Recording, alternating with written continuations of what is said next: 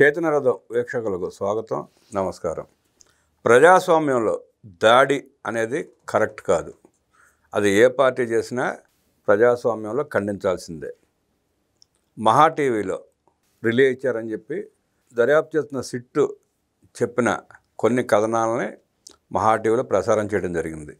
అవి కేటీఆర్ గారికో బీఆర్ఎస్ పార్టీకో వ్యతిరేకంగా ఉంటే ఖండన కోరవచ్చు, ఖండించవచ్చు, వివరణ అడగవచ్చు. అంతేగాని ఆఫీస్ మీద పడి దాడి చేయటం, ఆస్తులు ధ్వంసం చేయటం, జర్నలిస్టులను భయభ్రాంతులకు గురి చేయటం శోచనీయం, అమానుషణీయం. దాన్ని ఒక జర్నలిస్ట్గా ఎలా వివరిస్తారో, ఎలా విశ్లేషిస్తారో కనుక్కునే ప్రయత్నం చేద్దాం.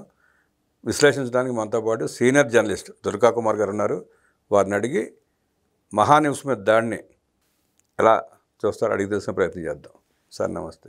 నమస్కారం బ్రహ్మగారు, మన చైతన్య రథం వీక్షకులు. జర్నలిస్టుల మీద దాడి, న్యూస్ ఛానల్స్ మీద దాడి అంటే ప్రజల మీద దాడి చేసినట్టే, ప్రజాస్వామ్యం మీద దాడి చేసినట్టే. ఇవాళ బీఆర్ఎస్ పార్టీ అంటూ అక్కడికి వచ్చి మహా టీవీ న్యూస్ మీద దాడి చేయడాన్ని మీరు ఎలా చూస్తారు, ఎలా విశ్లేషిస్తారు? అంటే ఏమైనా రాజకీయ పార్టీలు దాడి చేయటం వేరు, ఒక ఉద్యమ పార్టీగా ప్రజల్లో ఆదరణ పొంది 2 సార్లు అధికారాన్ని అనుభవించిన బీఆర్ఎస్ పార్టీ చేయటం కొంచెం ఆశాస్పదంగా అనిపిస్తుందండి. అంటే ప్రజల్లో ఉన్న ఆదరణని ఏ విధంగా కోల్పోతున్నారేమో అనే భావన కూడా నాకు కలుగుతూ ఉంది. ఇతర పార్టీలకి బీఆర్ఎస్ పార్టీకి తెలంగాణలో చాలా తేడా ఉంది. బీఆర్ఎస్ పార్టీని తెలంగాణ ప్రజలు తమ ఇంటి పార్టీగా భావిస్తారు, ఆదరించారు కూడా. దానికి తోడు టీఆర్ఎస్గా ఉన్న పార్టీని మేము తెలంగాణకే పరిమితం కాదు, భారతదేశాన్ని కూడా పరిపాలిస్తాము, భారతదేశంలో కూడా మేము మార్కు పరిపాలన చూపిస్తామని పేరు కూడా మార్చుకుని జాతీయ స్థాయి పార్టీగా వెళ్ళబోతున్న పార్టీ స్వరాష్ట్రంలో తన పరపతిని కోల్పోతుందేమో అనిపించింది ఈ సంఘటన ద్వారా. ఇక్కడ మనం ఒక విషయం చూస్తే టీఆర్ఎస్గా ఉన్ననాళ్ళు ఉద్యమ పార్టీ టీఆర్ఎస్గా మారిన తర్వాత వ్యవహార శైలి, నడిచిన రాజకీయ ప్రస్థానం, చేసిన కార్యక్రమాలు, తర్వాత బీఆర్ఎస్గా పార్టీగా మారిన తర్వాత ఆ సెంటిమెంట్ని అక్కడితో వదిలేసి ఆ ప్రజల భావోద్వేగాలను అక్కడితో ఆపేసి కొత్త పందా తొక్కినట్టు అనిపిస్తూ ఉంది. బీఆర్ఎస్ పార్టీగా మారిన తర్వాత చాలా పరిణామాలు జరిగినాయి.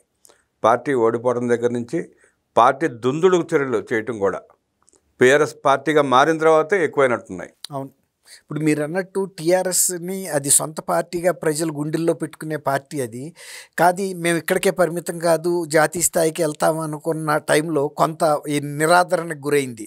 అంటే స్వరాష్ట్రంలోనే, అంటే మేము మిమ్మల్ని ఇక్కడికి రాష్ట్రానికి పరిమితం అయ్యమంటే మీరు వెళ్ళి ఢిల్లీలో మద్యం కుంభకోణాలు, తర్వాత ఆర్థిక కుంభకోణాలు స్వరాష్ట్రంలో కూడా దాటి మీద విపరీతమైన ప్రచారం జరిగింది. కాళేశ్వరం ప్రాజెక్టు నిర్మాణ సందర్భంలో కానీ అనేక ప్రాజెక్టుల విషయంలో కూడా ప్రజల్లో కూడా ఒక అనుమానం అనేది రేకెత్తింది. దానితోడు విలాసవంతమైన జీవితాలు, తర్వాత బంగ్లాలు, కేసీఆర్ గారికి అక్కడ మన మోకిలా దగ్గర అక్కడ పెద్ద విల్లా ఉందని, ఇది గండిపేట రిజర్వ్డ్ భూముల్లోనని కూడా వివాదం నడిచింది. అప్పుడు రేవంత్ రెడ్డి దాని మీద ఒక డ్రోన్ కూడా పెట్టారు. కేటీఆర్ గారిది, కేటీఆర్ గెస్ట్ హౌస్. అట్లా ఇవన్నీ కూడా అది. తర్వాత కేసీఆర్ గారు కూడా తోట బంగ్లాకి పరిమితం అయిపోయాడు, లేదంటే ప్రగతి భవన్లోనే ఉంటున్నాడు, ఈ ప్రజలకి దూరం అయ్యారు అనే ఒక భావన ప్రజల్లోకి రావటం, అదే టైంలో ఈ పేరు మార్చుకున్నప్పుడు ఇది జరిగింది. రెండోది ఏంటంటే ఈ ఫోన్ ట్యాపింగ్ అంశం అనేది గతంలో లేదని కాదు, గతంలో కూడా ఇందిరాగాంధీ గారి టైంలోనూ అంతకుముందు కూడా ఫోన్ ట్యాపింగ్లు అనేది ప్రత్యర్థి రాజకీయ పార్టీలలో ముఖ్యమైన వాళ్ళ మీద ఒక పరిమితమైన ట్యాపింగ్ జరిగేది. కానీ తెలంగాణలో జరిగిన ఫోన్ ట్యాపింగు దీనికి రకరకాల వైవిధ్యంగా జరిగింది. అంటే కొంతమంది సినీ తారల ఫోన్లు కూడా ట్యాప్ అయినాయి అని చెప్తున్నారు, కొంతమంది మోడల్స్ అయినాయి అంటున్నారు, అలాగే షర్మిల్ది అయింది అంటున్నారు. తర్వాత ఆంధ్రప్రదేశ్ రాజకీయాలను ప్రభావితం చేయగలిగినటువంటి ఇండస్ట్రియలిస్టులు లేకపోతే రాజకీయ నాయకులు అది జరిగినాయి అంటున్నారు, చంద్రబాబు గారి, లోకేష్ అన్నీ జరిగినాయి అంటున్నారు. అది దీనితోడు ఏంటంటే ఎవరైతే ఆ పని చేస్తున్నారో ఫోన్ ట్యాపింగు, ఇంటెలిజెన్స్ పోలీస్ అధికారులు పనిలో పనిగా స్వామి కార్యంతో పాటు స్వకార్యం అని కొంతమంది బాగా ధనవంతులైనటువంటి బిల్డర్సు, వ్యాపారస్తులు, పారిశ్రామికవేత్తల ఫోన్లు ట్యాప్ చేసి వాళ్ళని బ్లాక్మెయిల్ చేసి వాళ్ళ దగ్గర వీళ్ళు డబ్బులు వసూలు చేశారనే ఆరోపణలు కూడా వెల్లువెత్తినాయి. ఇది చాలా షేక్ అయిపోతుంది ఇప్పుడు 2 రాష్ట్రాల్లో. అంటే యాక్చువల్గా తెలంగాణలో జరిగిన ఫోన్ ట్యాపింగు, ఆంధ్రప్రదేశ్లో షర్మిలకి వైవి సుబ్బారెడ్డి గారే స్వయంగా ఇదిగో అక్కడి నుంచి వచ్చింది మాకని చూపించాడు. అంటే అక్కడ రాజకీయ నాయకులు లేకపోతే ఆంధ్ర రాజకీయాలను ప్రభావితం చేయగలిగిన వ్యక్తులు, తర్వాత ఆంధ్ర రాజకీయ నాయకులు ఎవరైతే తెలంగాణలో ఎంతో అంతో ఇక్కడ ఉంటున్నారో వాళ్ళ మీద కూడా ఫోన్ ట్యాపింగ్ జరగటం అనేది కొంచెం ఒక రకంగా సంచలనంగానే ఉంది. తర్వాత ప్రభాకర్ రావు గారు అరెస్ట్ అయిన తర్వాత బయటకు వస్తున్న ఈ అంశాలని ప్రసారం చేసిన టీవీ ఛానళ్ళు అన్నీ జరుగుతున్నాయి ఇంచుమించుగా. అయితే అది వాళ్ళ స్వయంగా ఇస్తున్నది కాదు, అక్కడ సిట్లో బయటకు వస్తున్న అంశాలని ప్రసారం చేస్తున్నారు. ఇది అదునుగా తీసుకుని మహా టీవీ మీద వైఎస్ఆర్సీ బీఆర్ఎస్ కార్యకర్తలు చేసిన దాడి ఏదో ఒక నిరసన అనేది నల్ల బ్యాడ్జీలు పెట్టుకుని చేయొచ్చు, లేదు ఏదైనా జెండాలు పట్టుకుని వెళ్ళి నినాదాలు చేయొచ్చు, లేదా ఏదో చిన్న చిన్న అంశాలని చేయొచ్చు. కానీ లోనకెళ్ళి టీవీ సంస్థకి చెందినటువంటి ఖరీదైన పరికరాలని, టీవీలని కంప్యూటర్స్ని ప్రసారం చేసే కీలకమైన యంత్ర పరికరాలని కూడా ధ్వంసం చేయడం, కార్లు, తర్వాత ఓటీ వ్యాను సిస్టమ్స్ కూడా అదే అంటున్నా, అయ్యే కంప్యూటర్స్ ఇవన్నీ కూడా పగలగొట్టడం. అంటే ఒక్కోసారి ఇలాంటి నష్టం వచ్చిన తర్వాత సంస్థలే మూతపడతాయి, చాలామంది వందలాది ఉద్యోగులు నిరుద్యోగులు అవుతారు. అది కొంచెం ఆలోచించుకోవాలి వాళ్ళు కూడా. బీఆర్ఎస్ ప్రజల్లో ఒక బాధ్యతగా ఉన్న పార్టీ ఇటువంటి కార్యక్రమాలు చేయటం వలన భవిష్యత్తులో కూడా ఇట్లాంటి దాడులు మన మీద కూడా చేయగలదని ప్రజలకు అనుమానం వస్తుంది. గతంలో బీఆర్ఎస్ పార్టీ వాళ్ళు ఈవెన్ ఉద్యమ కాలంలో కూడా అంత బాధ్యతారహితంగా ప్రవర్తించకపోవటమే వాళ్ళ బలంగా ఉండి 2 సార్లు ప్రజలు అవకాశం ఇచ్చారు. కానీ ఇప్పుడు జరుగుతున్నాయి కొంచెం. ఇది ఎవరికైనా కూడా మీరు అన్నట్టు ప్రజాస్వామ్యంలో 4వ స్తంభంగా ఉన్న ఈ మీడియా సంస్థల మీద జరిగిన దాడి అంటే ప్రజాస్వామ్యం మీద జరిగిన దాడిగాను ప్రజల మీద జరిగిన దాడిగా కూడా భావించాలి. ఇప్పుడు దీని మీద నారా లోకేష్ గారు కూడా ట్వీట్ చేశారు. ఆయన కూడా ఏమన్నాడంటే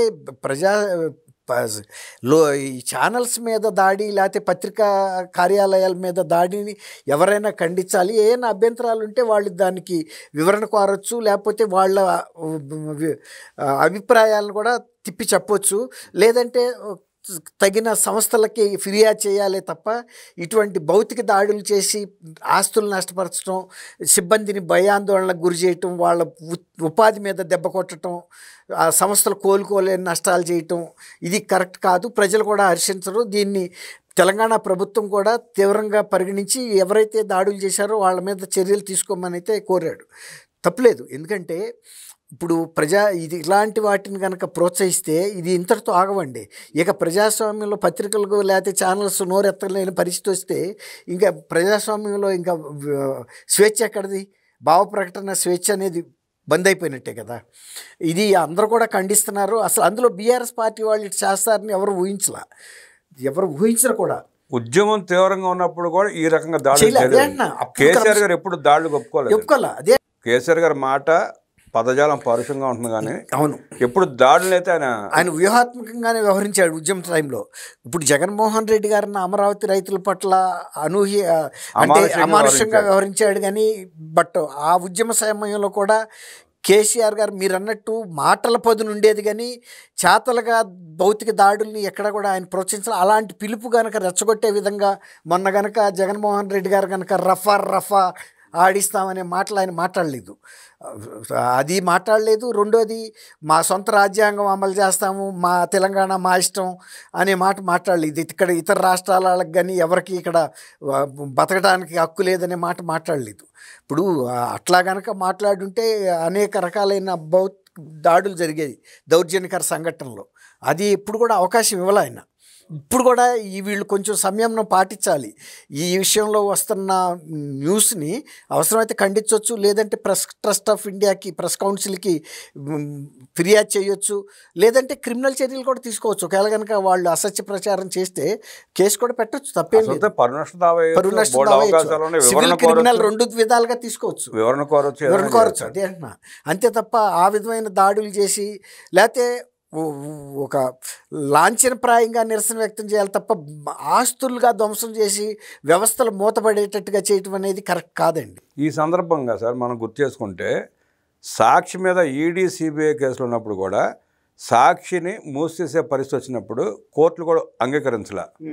ఎందుకంటే కేవలం ఉద్యోగస్తులు జర్నలిస్టులు రోడ్డున పడతారు, వాళ్ళ జీవనోపాధి కోల్పోతారు, అలా జరగకూడదు, జరిగే పనులు జరుగుతూ ఉంటే వాళ్ళ జీవనానికి ఇబ్బంది లేకుండా ఉంచాలనే ఉద్దేశంతో ఆ రోజు కోర్టు స్ట్రిక్ట్గా చెప్పింది. ఇప్పుడు అదే పరిస్థితి చూసుకుంటే మహా టీవీ మీద అంత దారుణంగా దాడి చేసిన సందర్భంగా ఆ జర్నలిస్టులకు ఉపాధి కోల్పోయే అవకాశం కూడా ఉంది, సిబ్బంది ఉపాధి కోల్పోయే అవకాశం ఉంది. కోలుకోవడం అంటే మాటలు కాదు, కోట్ల రూపాయల నష్టం జరిగి ఉంటుంది బహుశా. అక్కడ చూస్తే అలాగా అనిపించింది మనకి అవి విజువల్స్ అన్నీ.